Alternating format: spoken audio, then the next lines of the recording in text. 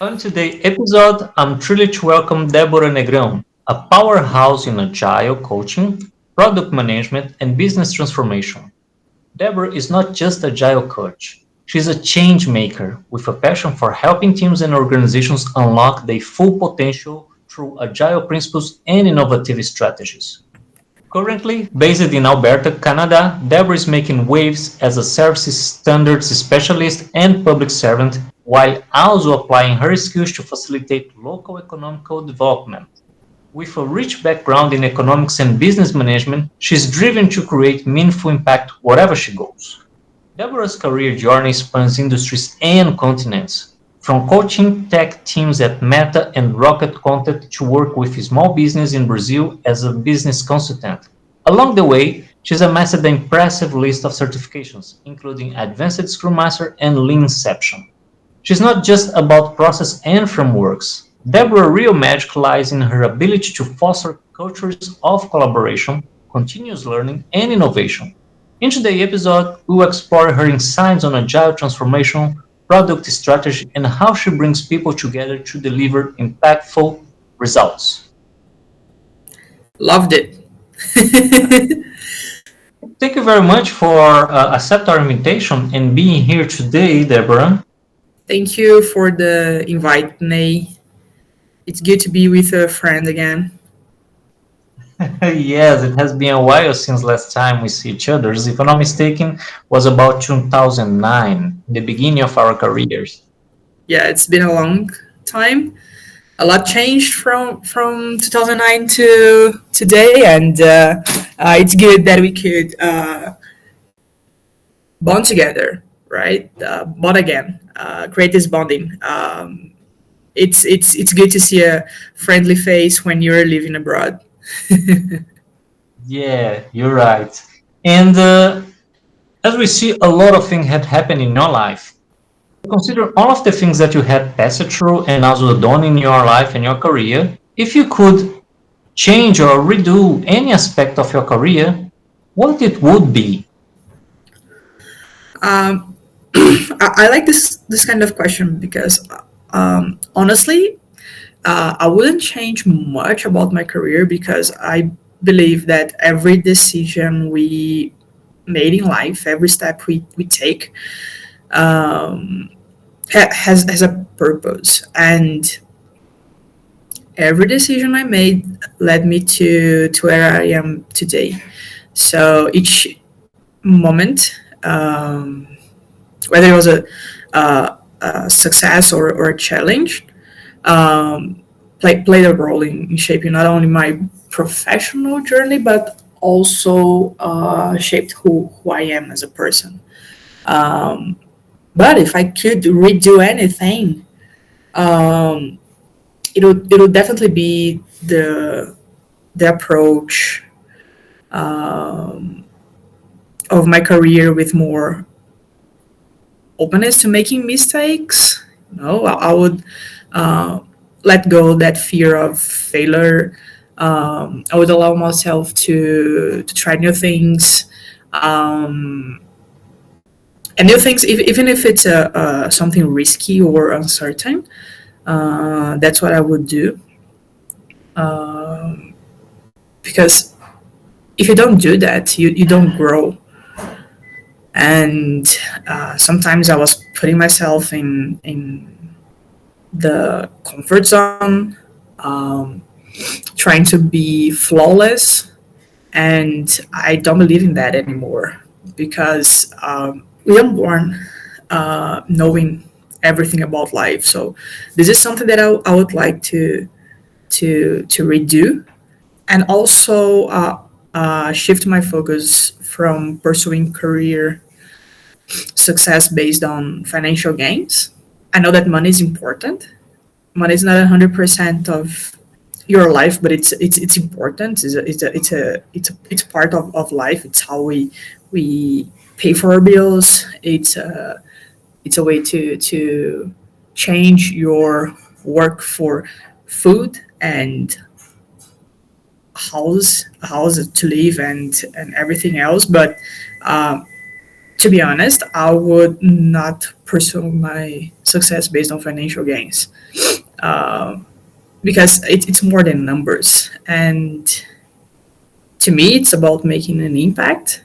Stay true to what truly matters. That's it. I see you brought a lot for us to think about it. Tell me more about the purpose. What makes the decisions and how did it have changed over time as you try out new things, as you said? When I was younger, all I could think about was to have a good career with a good paycheck. Um, I think that's the dream of every uh, young person in the world. Um, but when you start to get older, you start to realize things about life and about society and about community and all the problems we've been facing in the world for the past years. That made me think about what is my purpose in the world. And during my whole career, I've been in positions where I could help people, help society, help community. This is something that I love to do. Currently, I'm a public servant. It's like my life dedicated to support my community, the province where I live. Um, and then you understand that life is about finding this balance, right? You don't need a lot of money in your life. You just need enough money that will make you accomplish your. We have some dreams. It's money to accomplish dreams, but nothing more than that. To have a place to live, to have food on your table, to eat, to have clothes to wear, to have money on weekends to, I don't know, drink some beer, to have some fun with your friends. I think that's enough, right? You don't need millions and millions of dollars to feel to fulfill your who you are, your purpose. You can find balance, right? It's about getting money, but also it's about giving to the world something that will make the difference, that will make, even if it's a small part of society, better. So that's what I currently believe. That's something that I used to believe when I was younger, and I don't know if it is. Uh, I really don't know if it is part of the system, to shift people's mindset, where you need to be successful by thinking on financial gains, by thinking about money. But at some point, I lost this in my life. This bigger purpose. I start to think about money, and I don't recommend that. I would say find balance, right? Find something that you like to do, uh, but also that will pay your bills. That's my life currently. And I have talked to other people, and as more as they grow, they mature, and also they try out things. A few of them come to think in a similar way as you do, which is really good. That life is about balance. You're gonna figure that out. What means balance to you, and you're gonna find it out. Another point is that I heard a long time ago someone say that we do not need much. It's understandable that we have the essentials, right? You have a place to stay, you have food on your belly, you have a roof over your head. Those are the basics. And it's not a problem you go for more. That's okay, but that's on you. Doesn't mean that you need to, as you said, right, be driven by that. Because right now, at least who could take some time to think about the definition of success that is marketed every single day in our lives is a bit different of what it may be success. Imagine that you are in the top of a big corporation, which maybe is the definition of success from the advertisements that we see. We do not see anything about this person's family. We do not see anything about the stress level that this person is handling. We see that this person, exactly because of the financial gains that you mentioned, maybe is able to go somewhere, to stay somewhere, or try something, some kind of experience that it costs a lot for the average Joe.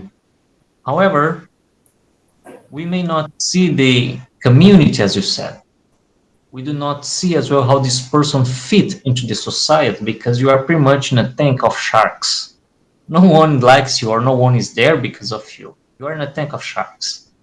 And then it comes something that I had talked to a friend of mine. We was, just having some beers, and I was actually imagining you as well saying something similar to that. Is that we are here right now, sitting down, sharing some time together, drinking a beer and talk whatever we want to. No one is judging anyone, and I can't afford that. I cannot pay it in money, because you are here because you want to be here with me, and I am here because I want to be here with you. And that comes all of the nice things that you said about bring a positive change as well. That is a good mentality when it comes to communities, and it's a good perspective when it comes to communities, because even the smallest community, like here in Calgary, I like to participate in tech community events, for instance, and it's easy to see people there trying to learn more or to expand their network. They are looking for something, but at the same time, you can see people volunteering there, trying to give something back to the community. So we often think communities as something bigger than us, like something that we're just a small part of it, But when you think smaller, when you think about, I don't know, your neighborhood, when you think about a tech community, when you think about your friends, that's part of a bigger system, right? And if you could, the point here is you will not just try to get something from them, try to get something from community, but also give something back. So that's when I was talking about that, I think that's the perspective, like you have something to offer, you have life experience, you have professional experience, you are able to give back to your community, wherever this community is. And often people do not put themselves in this place. They think that they don't have anything to give, or they just want to, they're just interested in get something there. But it's two lanes position. You need to give to receive.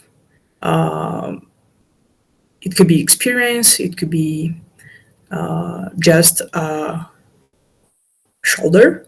Maybe you're drinking beer with a friend because you I don't know, you want to express your feelings and talk about life, and just decompress, and just to feel better. And sometimes you would do that for a friend, right? Sometimes a friend's not feeling well, you will go there and you offer your time, you will offer your words, or your ear to listen what this friend has to say. So I do believe in this exchange, right? You want something, you also need to put yourself in the place of give something to someone. Very good. Thank you for that. I think that you figure out the reason why you wake up every day. It's my ikigai.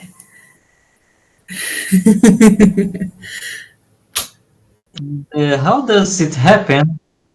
I mean, the change in how you evolve it to be more open for mistakes?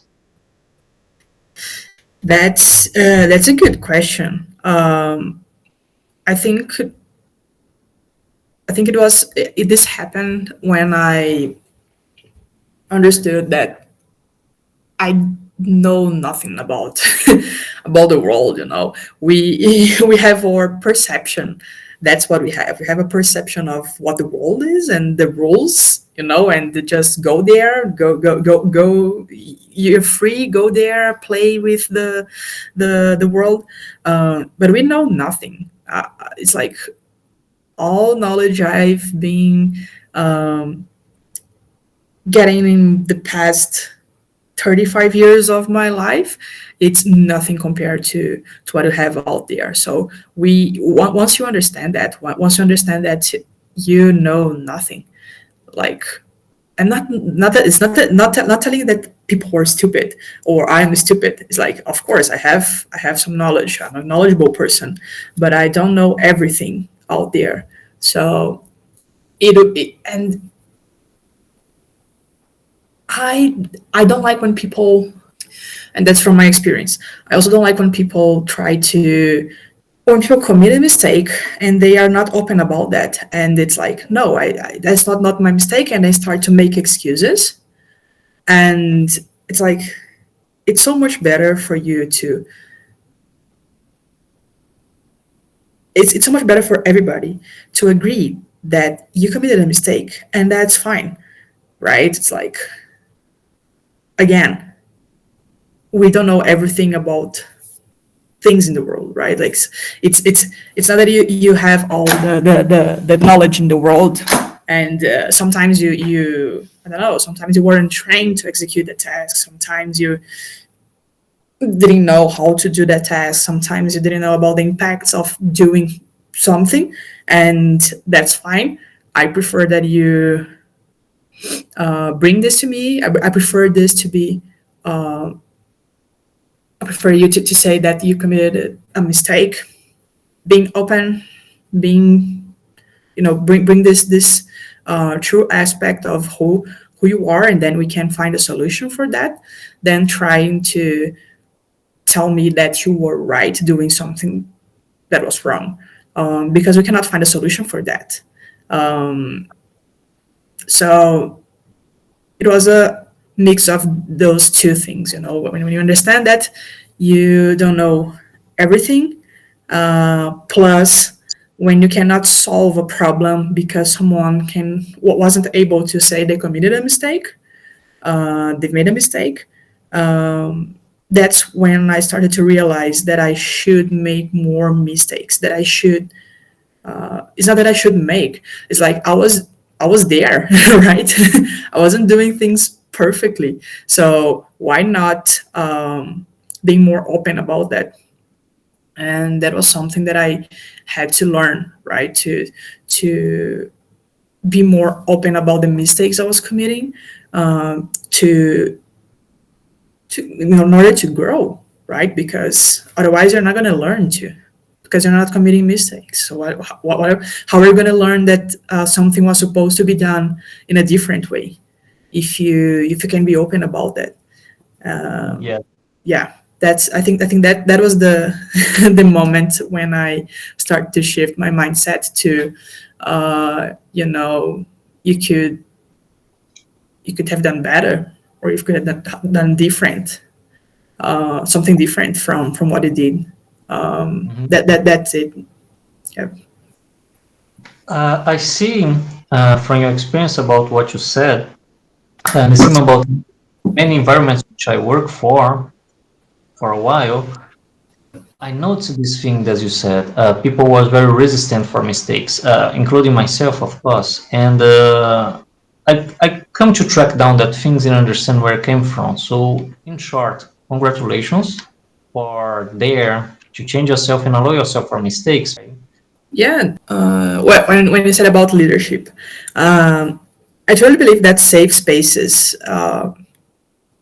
in any environment, right, in your personal life, with your family, or open spaces and safe spaces, in your professional life, uh, those can make a difference on how you're going to behave, right? Like in your behavior.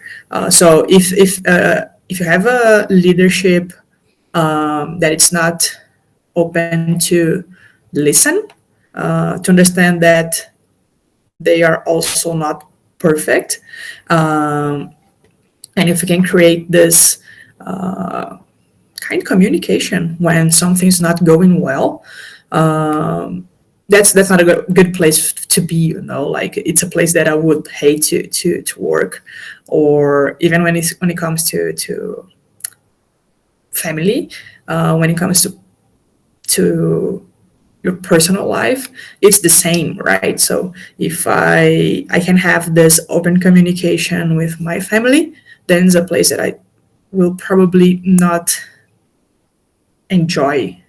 I won't have pleasure there, or I will not find for someone to embrace my situation there. So it's good to know that. In fact, congratulations on your your behavior too. Like, if you are a leader, you need to be open to listen to people committing mistakes, or even if you are not dealing well with the situation, right? If you didn't communicate something right, if you need something to be different, if you need people to do something different and you didn't communicate that, and it's understanding that no one is flawless, that's great. We need more leadership with this mindset, and more leadership creating this safe space.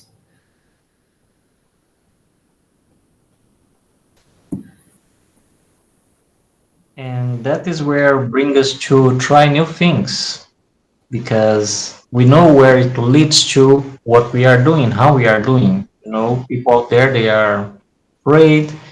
They understand that mistakes can be punished. Of course, depends on the place that they are, but most of them is like that. It's not wonderful. It's not nice. And somehow you are in there. And then when you start to try new things, once you feel confident to do that. Can you tell us more about that? Um, we're talking about committing mistakes here, and that no one is flawless. Of course, it's like if you committed a mistake that will cost, I don't know, $10 million for a company, or if it's gonna cost, I don't know, something to your family.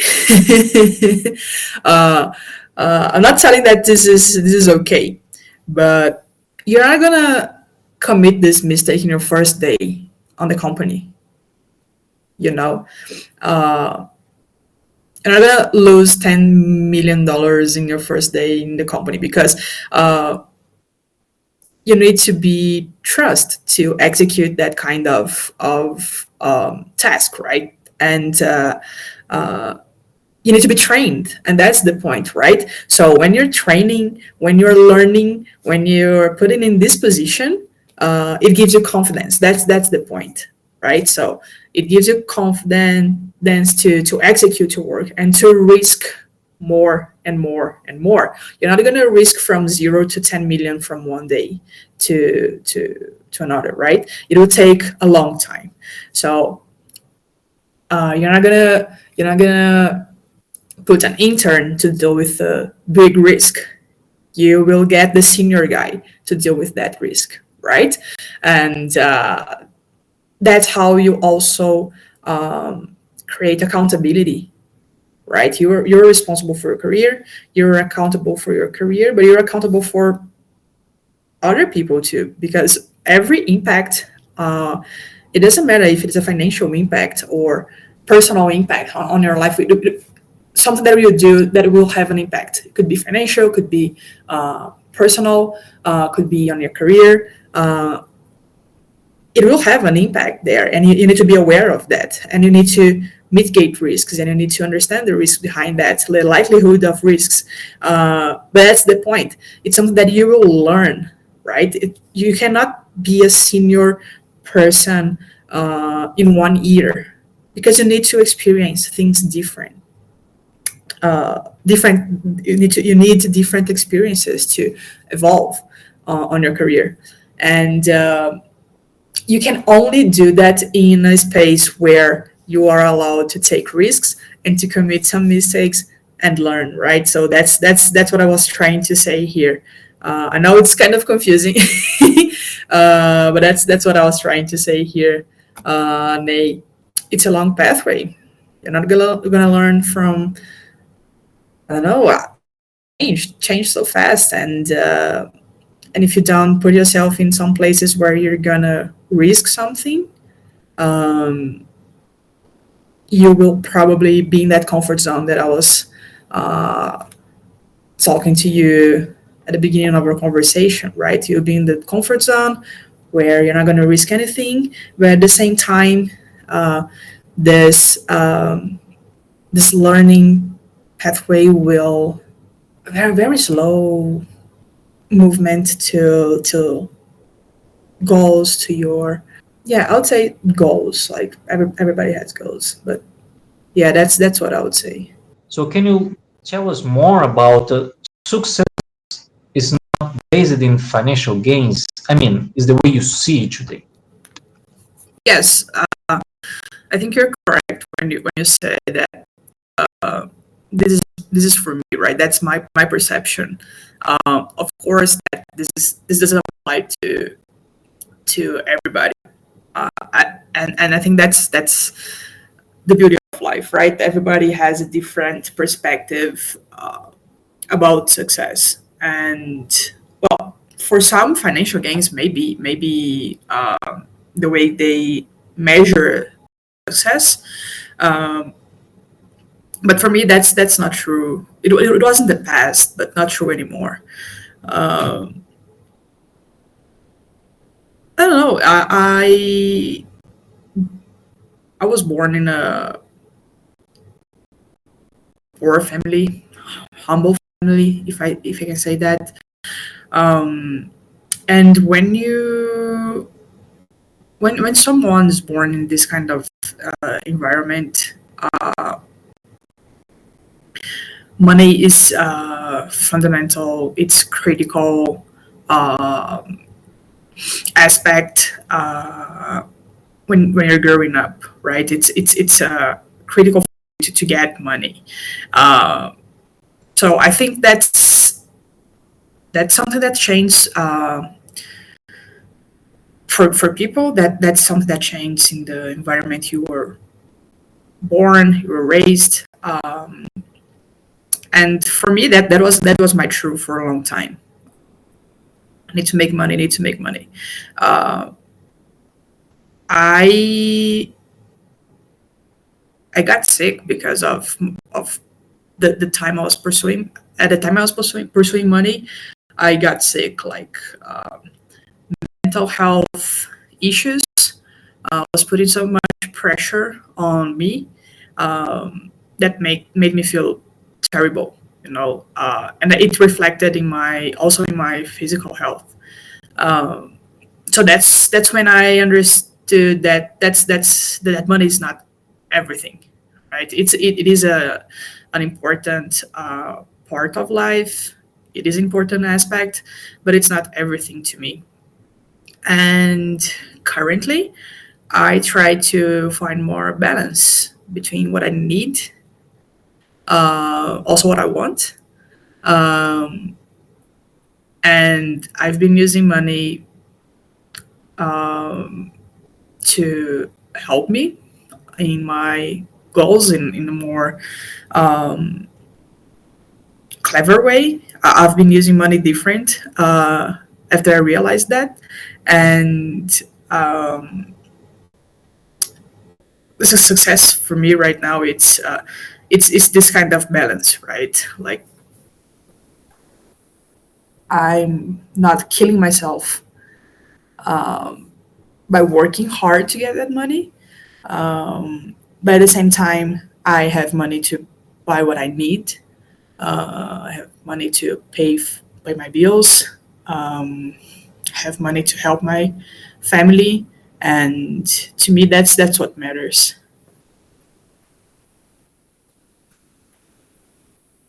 Understand, and it makes a lot of sense now that we know more about you, because the definition of success, you already had actually reached that level.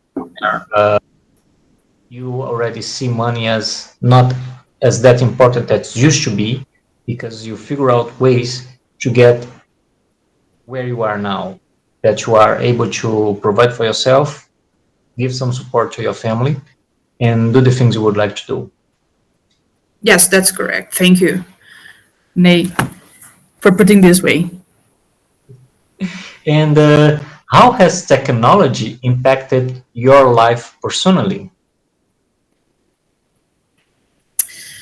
Um, I would say that technology has completely transformed my life. I would say in positive and negative ways. In the positive side, well, I work with technology every day. I'm part of a technology team, and I truly believe that technology has this huge potential to make a meaningful difference in people's lives. Technology has advanced how we connect, how we work, how we learn, especially. Uh, I like to think that technology was a huge part of improving my education, and technology bridge gaps. And I think it was the most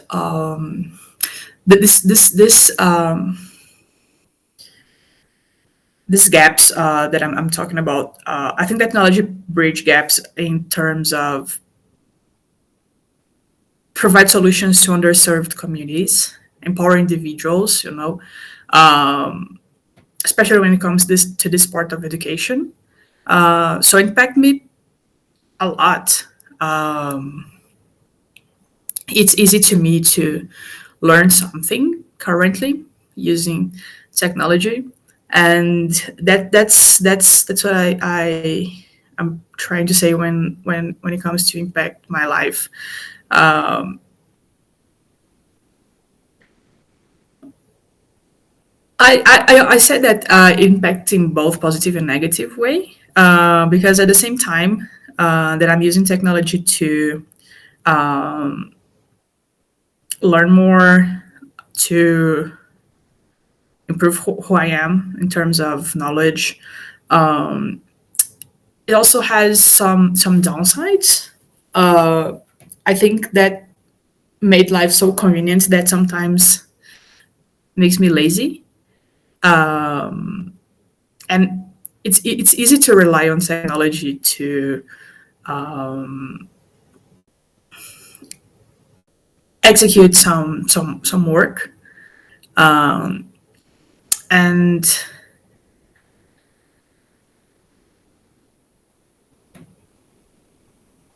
it's like a weapon, right? If you start to use to things that if you start to use in ways that will impact someone something negatively, uh, it will kill creativity. It will kill our problem solving skills because um,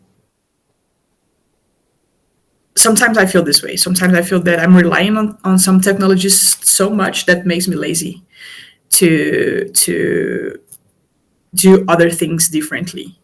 Um, but it has a huge impact in my life. Made me shift careers, and it's also providing for me. It's I work with technology. I make money on technology, so Yes, I would say impacted in several ways my life, definitely. All right. So since we are from similar generations, actually, the guys who build what we have today, of course, on the shoulders of giants who was there before us. Let me just make some very nice questions that just happened to me and most probably with people that is out there listening to us. So as you said, technology makes things too convenient. Question: do you often go outside to the place you would like to pick up or even eat your food out there? Or you're gonna pay $5 to deliver at your place? That's a good question. Wow, like I said, we're millennials, right? Like we go out there and we do our grocery shop. Uh, no, I like to go out there. I really like to go out there. Um, because see, that's one moment in my day that I can go out and do something, using my legs and my arms, exercising, doing something. Otherwise, I would stay home like forever. It's just like when COVID hits, right? Um, we had to adapt, and we're good at that. We're good at adapting. Um, I could stay at home like for months, you know, not feeling anything. And people were going crazy, like, hey, I need to go outside. I need to, do something. And I was like, no, I don't think I need that. I'm good here as long as I have food, as long as I can use, well, technology, right, to work and to entertain me. I'm good. I don't need to go out there.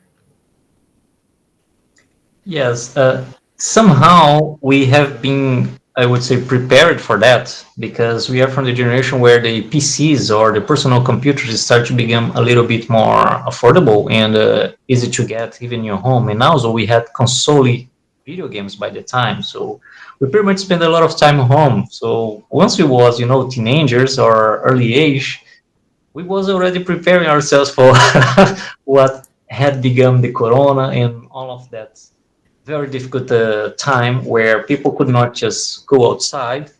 And thankfully, we have an infrastructure in place that was able to, of course, deal with the situation and have our groceries by the doorstep, or even no need to actually physically go to wherever you work for, and pretty much do all of your job through your computer using internet and all technology that we have today. So we are actually very lucky when that happened. However, not all the areas of the economy was that lucky because there are a lot of parts of our economy that it does need people in there for the way, and also a lot of people who have face-to-face interaction with the customers. And so back into the Corona times around 2019, can you tell us how it was for you? It was a shock or was just okay? I think when COVID-19 hit, it was a shock because it was the first time we were experiencing something like that. So impact me at the beginning, impact me a lot, because not just because it was limiting us to go out there, but the reason why we weren't supposed to go out there, right? Like people were dying, and the vaccine was far away from reality. So I think it had some impacts, like negative impacts in mental health for everybody, and also this limitation.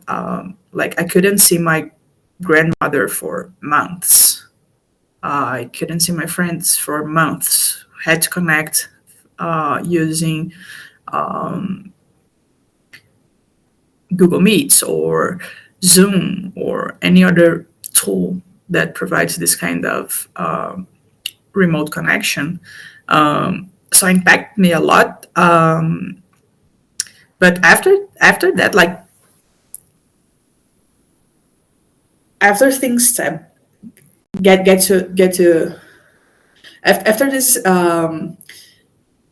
stabilization, after uh, this first impact, this first hit, um, I think I got cool about it. I was taking all measures to protect me and my family, but impact me in a way uh, that's when it impacted me hard. That's when I decided to do something with all the free time I had in my hands, because I wasn't going out there, I wasn't doing anything. So I started to study, and that's when I started to code. That's when I started to learn more about product management. That's when I decided to learn more about agile methodologies in software development. So COVID was crucial for me in my career shifting. So it had a good impact on my life, because I decided to do something with my extra time. And here I am working with technology 5 years later. Yes, it was been 5 years. Yes, 5 years later, here I am working with technology. And that was thanks to COVID, I think. I see you had done very well. Again, congratulations for that, because it's Thank something you. we usually talk into this podcast where, you know, we talk about you get lucky. And when you say you get lucky, it means that there were opportunity and there were your preparation. So you was ready for what comes. And it does unfold you, and it unfolds you something way better for you. So you take that opportunity, that uncertainty, that very difficult and frustrating situation where everyone was actually locked into their homes, and we had no idea when this was going to phase out. And you take the opportunity that you had, you dedicated yourself to improve your education, which you did, and this turned it into something really good for you. Yes. Thank you, Nate. And how do you want to be remembered professionally? I that's good. That's a good question. Uh, I want to be remembered as someone that helped others to develop their skills. Um, Teaching, I like this teaching part of life. I learned a lot with different people in my life, and I will always remember of each one that helped me in my career, and the impact they had in my life. And I would like to be remembered the same way. So this is something that I do often. Like I try to support people on their career, on their learning. Uh, I used to I can say teach small business owners in Brazil, um, and I think that's so rewarding because um, it could be like the smallest piece of knowledge that you are transferring to someone. Maybe that thing was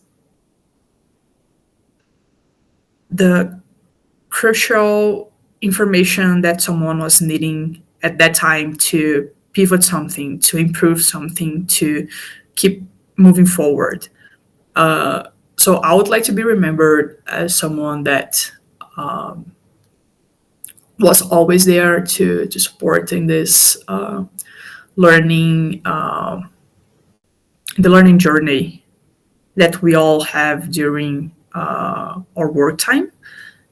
And as someone supportive, that's how I'd like to be remembered. I understand, and you will. And could you please tell a little bit about? You don't need to mention the names, okay? Because you won't take the risk to forget or miss a name. But could you tell a little bit about the people? I mean, what they have done or how it was. Describe a little bit about the points in your career which these very important people came up into your life and did something good, make a difference. I I like to say that I was blessed with good managers. I see often people complaining about their leaders, but my leaders, they were like very supportive, and they took some risks with me. Like, hey, I know you can do that. Go out there and do whatever you need. Do what you think it will work, uh, and that's when I was.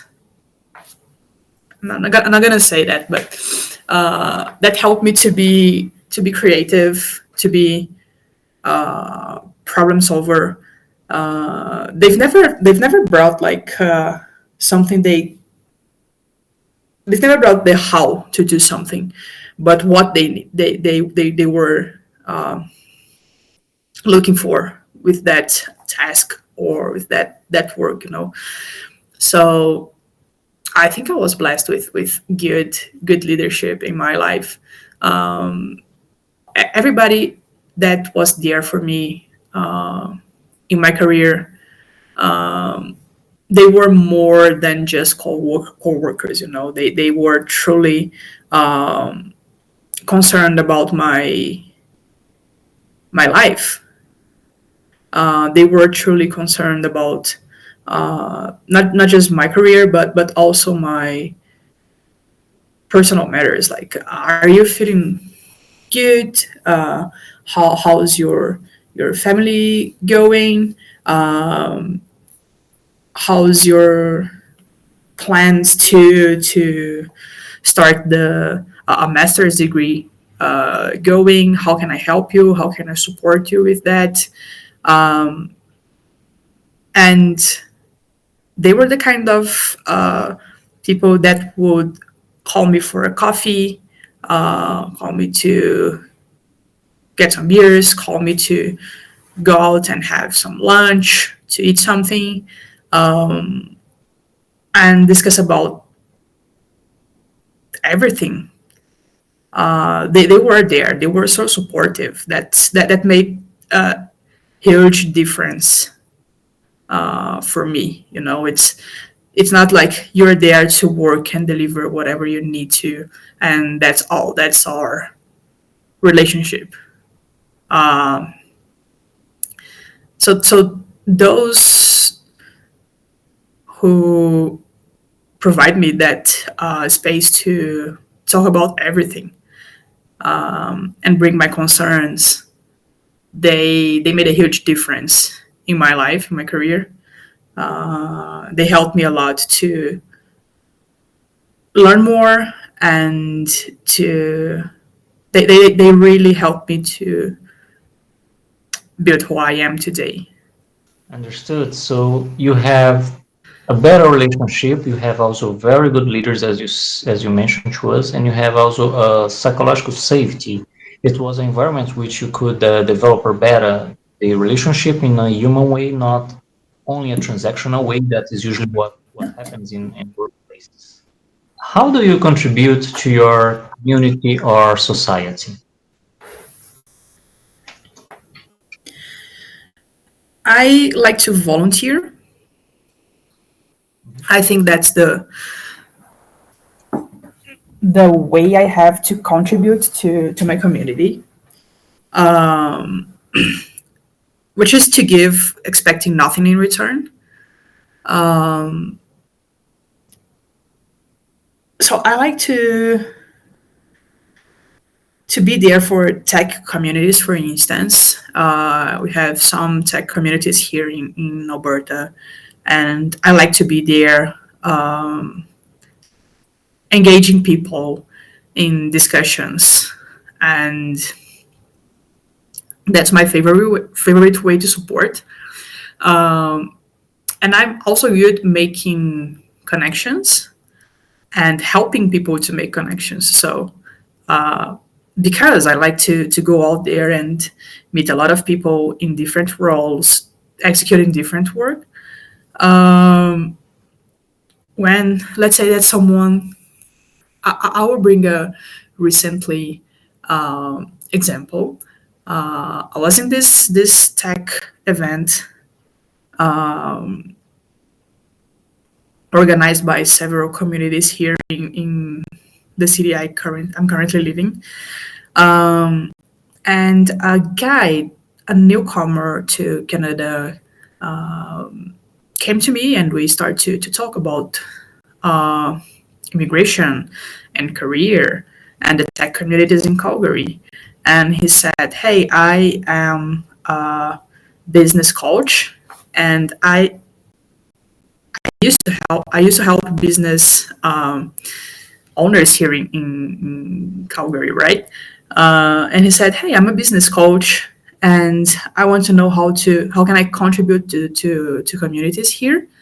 And I was like, "Oh, I have at least 3 or 4 people to introduce to you.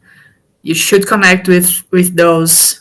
They are masters on what they do here, and it's completely related to your career, and it's completely related to what you're looking for. So let's make sure that you will be in touch with them." And that's what I like to do. I like to connect people, uh, because that will bring a positive impact to tech communities, for instance. That's what I am involved currently. But I know that you will find people connected to communities in different ways, right? I'm talking about this tech community. Um, and this will help society, right? Like you are bringing people that are willing to help, willing to support. Um, so that's my part on it. That's how I like to to contribute. It's by connecting people. It's by being there and be a bridge, to people to connect. Yes, that's me. Very good. This reminds me of a very nice thing that also defines you. That comes from Igor Guguzin. He says, "Network connecting people." You remember? Yes, yes. This is exactly what you do. Somehow you get to know people. You are really good on that, and based on that, you have a network in a mainstream, which you know or you understand better the persons who are doing A, B, C, or D based on the skills. And then anyone that is looking for something or trying to connect or things like that, as soon as they get to you, you are a kind of hub. They are going to get and meet these other kind of persons that you are going to do a kind of proxy, and this is really amazing. And few people do it, and you do it really well. So congratulations. And if you are listening to us and you want to know more, just seek out for Débora. Yes. Thank you, Nate. If you want to talk about anything, Canada, technology, beer, connect with me. Yes. Send me a message on LinkedIn. I'll be glad to connect with you. And about what you already said, uh, Nate. I used to think that one person could be responsible to solve all the problems in the world, But uh, I used to think that I should be completely able to execute any kind of task, to do everything for me, and that's not true. Uh, you just need to know someone that knows how to do, and connect with that person and see how can you help each other. That's me currently. Yeah. And that is exactly when you close a very important loop. If I'm not mistaken, 68, economist won the Nobel Prize. So in his statements, and of course he have a white paper backing up and all the math, all the things. The point is that he find out that back in that time already, we was not able to do a pen. And then he explained that not only the market, but also the skills, they are in many different ways. So even if you try to make a pen yourself, you are going to need to know how to plant the tree, know how to chop them down, know how to cut into the specific size of the pen, have the charcoal, have the colors for the charcoal, and do all the preparation, including the colors and including how you're going to mark and write down into that pen. And the loop that you just closed. As best as you are a specialist. You can do a certain amount of things, and you need other people to work that out and move along. And this is something interesting that happened actually recently into our society. Way before the computers, people was pretty much isolated and specialists in doing what they do. Let's say that you work in the construction field or you work building furniture. You are good in that and you did that even your whole life. That's fine. However, when we start to increase the complexity, not only about the markets, but also having more powerful machines and computers and things, that it did require different kind of specialists. And that's exactly when was born this sense of community in a better way that you just explained it. We do need each other's, and there are no way to get the work done without each other's, which is something very interesting because before people did not team up and work out together. They did their part and that's it. And today it doesn't work like that. Well said, Nay. That reminds me, movies and TV shows. I like to watch TV shows and movies about the end of the world, like zombies and everything else. The only thing I can think when watching this kind of content is like, okay, I could survive to a zombie apocalypse, but that would be for 2 days because I don't know how to how to produce food. I have no idea how to or tomato or whatever. I don't have the skill. I don't have this technology. I don't have the knowledge. So I will die because I had nothing to eat. And that's part of that discussion. When I said that technology makes me lazy sometimes or makes me feel lazy sometimes, it's because I don't have this. I have a lot of skills, but those essential skills like how to produce food, I don't have this skill, and it's crazy to think that this is exactly what you said, right? Someone is a specialist on that, so I don't have to worry about that because someone is doing that for me, and I can just find ways to obtain food, to get food. But that's exactly what you said. I just wanted to say this because you made me recall this discussion I had with my partner about we wouldn't survive to the end of the world. We don't know how to do like how to do basic things, uh, uh, like Naked and Afraid. We like to watch this TV show. It's the same. I don't know how to start a fire. I don't know how to build a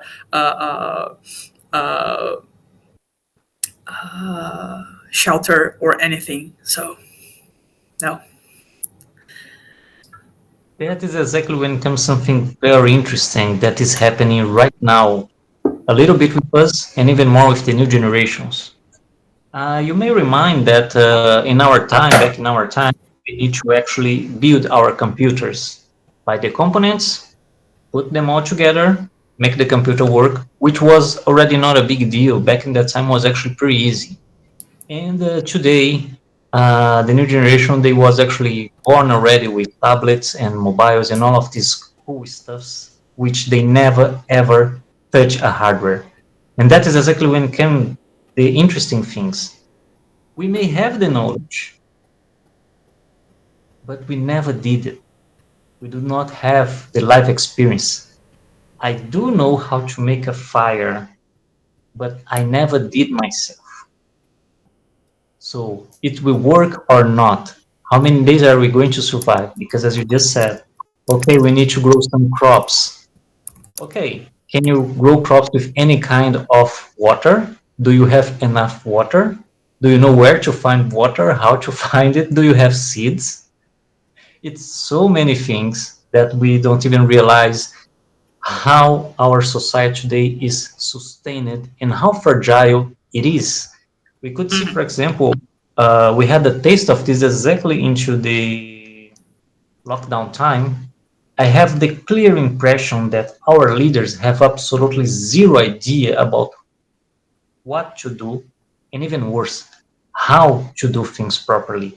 Because we saw a lot of very big and old mistakes and people saying, no, it's not a big deal that people is just, you know, passing. Let's just go everybody outside for a big party. Everybody just get, you know, crazy, drunk. Everybody get the disease and few of us will survive and it's fine. While other people say, no, that's not the way. We are going to do this properly. Stay inside your home. We are going to even deliver the food for you, but do not go out and protect the elders. So see all of this diversity and things happening across the world was interesting. And that reminds me a news that I was watching was exactly between Singapore and UK. UK came to make some news and say, wow, Singapore, you guys are doing pretty well. You have not only the numbers, but you have a better control of the situation. How did you do that? And then the Singaporean person answered, we just follow your protocols. Yep, exactly. It's a someone said, I don't remember who said this, but it's a knowing and not doing is the same as not knowing. Uh, when COVID hit, it was like it wasn't a new thing, but it was new for us because we've never experienced that, right? But people in the past experienced something similar, like and they wrote papers about that. They shared their discoveries about that. They created protocols on that, right? So you need to apply the knowledge. You need to apply what they learned with a situation, and that's the part of doing, right? And you're right. Countries that applied the past knowledge about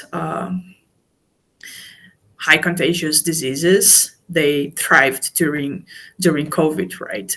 And others that didn't, I mean, they knew what they were supposed to do, but they decided to not do, or for some reason they were incapable to administrate the situation, to manage that situation on that time. They suffered several consequences. Yes, you're right, Nate. As we was talking, and it's very interesting, there's something that makes me very curious about you. And you talk a lot of about technology and work and family and all of these things that we have in our life. And what art form moves you the most, and why? I would say that the art form that moves me most is music. Definitely. Music has an incredible power in my life. It makes me feel relaxed or focused on something or happy. Uh, I don't know what happens. Like, it can make me feel very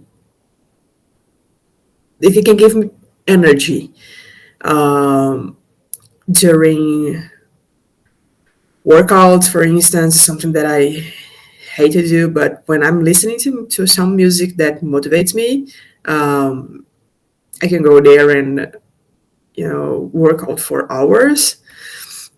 So I think it's a very interesting form of art, and it's interesting how it's just the impact. I think not just my life, but I can see the impact of music in others' lives. I think it's a very interesting form of art, and I would say it's my favorite one. I had the opportunity to learn how to play some instruments. Like I started with piano, and then I started to play bass.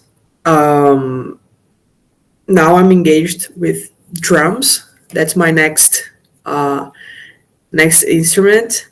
Um, but yes, it's something that I really really love to do.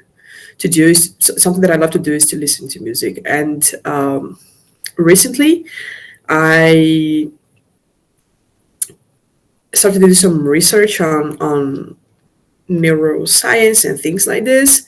And those lo-fi songs, they really worked for me. There's some kind of lo-fi music that really helps me to focus on my work, to focus on study something. Um, Especially those one with a bass vibration. Those are really good for me to help me uh, focusing on stuff that I have to do. And I think this is very interesting because um, I've never thought of music being a tool for me to help me to execute things. So I think this is the most interesting form or art, and it really moves me, like for real. Well, this is very good. I mean, uh, I know a lot of people, including myself, that we got to into something, and our parents did a very good work preventing us to be musicians because it's really tough, it's really hard, and it's not only about talent. There's a big amount of luck and other things related to it.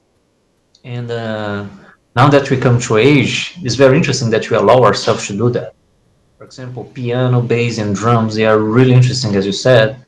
And this reminds other things like, I'm pretty sure that you are aware of it. Water has memory, and based on the vibrations of music, water behave in a different way. And we have some studies even about water making some different kind of crystals and shapes. And it's interesting how it does influence us as well. So how is your inner experience with music, not as a musician, but about how you felt and how you remember that? Because I'm pretty sure you most probably remember the first song you ever heard when you was a child. I I think my first memory of music um, was definitely not that good because um, probably the one I have right now in mind is my grandmother listening to um, vinyls. Um, but she was a big fan of sertanejo music in Brazil, something very common, especially back in the 80s and 90s. Uh, like Zezé de Camargo e Luciano and Leandro e Leonardo. She really loved those artists, and she used to listen to vinyls like the whole day, like sertanejo. And not my favorite genre, but that's fine. But I remember that, and she has like a huge collection of vinyls in her house till nowadays. Um, so I was always connected with music. I think we all at some point of our life will be connected to music, right? Like especially in when you're young, when you are still trying to identify songs and rhythms. Um, but I remember that, and I also remember to listen a lot of rock music, also popular during 90s. Um, and that's my favorite one. I love rock. Um, I love how the harmony between guitar, bass, and drums work so well. And I think that's it. That's my memory uh, regarding music when I was a child. Yeah. Very good. There are actually two things. Just the first, for the persons who are listening to us, a certain age in Brazil, I think we can translate like country music, right? Yes, yes. It's the Brazilian country music. All right. So it's country music, and is impressive, as Deborah is saying, because most of the instruments they have 7 notes, right? And these 7 notes, we had created everything in terms of music and rhythm and all of that things is really interesting. The diversity, the rhythms, and the way things are. And what mistake do you keep making again and again? uh, the mistake I keep making again and again is definitely taking too much at once. Um, I am not the kind of person that knows how to deal with a lot of things at the same time. And I like to be focused on one thing and execute that task or solve that problem, uh, and not think about anything else, because otherwise I'm not gonna solve anything. And one thing that I keep doing is to accumulate things to do and uh, tasks to do. uh, I know and I know that I can't do that because otherwise I will freeze. I will panic, and it's like something that I know that I can't handle, and I keep doing. I keep trying to do everything at once, and I know this has a huge impact in my life, in my mental health, because at some time I will start to feel overwhelmed. I will burn out, but I keep doing that, and it's something that I don't know how to, how to solve. Okay, let's go step by step. So I do not think that is a mistake, and I can explain you why. Let's start by the one thing at time, okay? It has been proven already that when you do one thing at a time, you get way more done than if you multitask. Okay? Absolutely, there are people with this kind of skill. They can multitask. And multitask means I am talking to you while I am playing an instrument, and one thing does not affect the another. If you cannot do that, you are not a multitask person. So do one thing and do it well. This is the most effective when you are already doing it.